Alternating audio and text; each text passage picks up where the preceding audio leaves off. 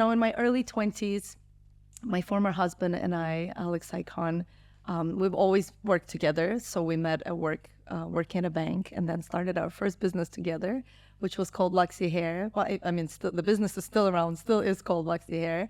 And we started that, and within our first year, we made our first million, which for us, both of us don't come from money, was like flying to the moon.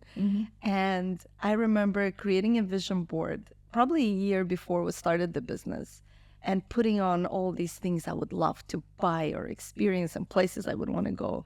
And a year later, being able to pretty much get most things I would want on my vision board.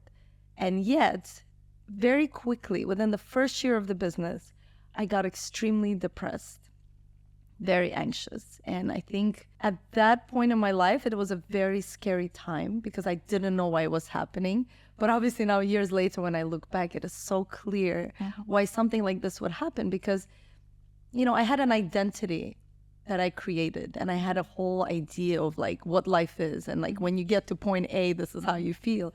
But in reality, the truth was very different. And it was such a blessing in a way to get to that point. What a luxury to be able to make that amount of money where you can buy anything or go on any trip you desire, and realize actually that's not what makes me happy. Yeah. And then having the luxury to ask yourself, okay, then what makes me happy? Like, what is it? Like, what makes me feel alive every morning? And it was truly like a quarter life crisis, I call it, because I was around 25 then. And it was a very dark time in my life. I mean, I'm not going to lie. I had to go to therapists. I went to all kind of alternative healers and tried to look for answers.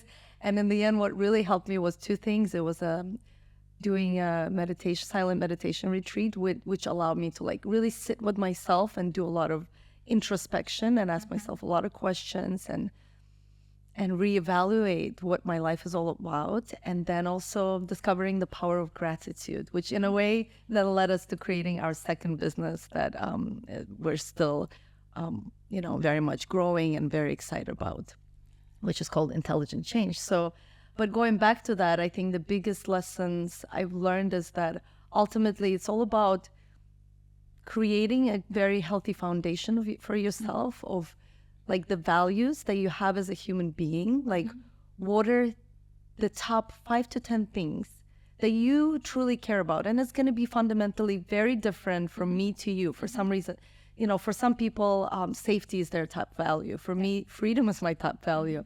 Like having the freedom to do what I want, whenever I want, with whoever I want. I mean, that's why I created a business or co-created a business with my former husband, because we had similar values as well. So a lot of entrepreneurs are people who have freedom as their, top value, because we become unemployable at the point where we realize like we just got to do things our way.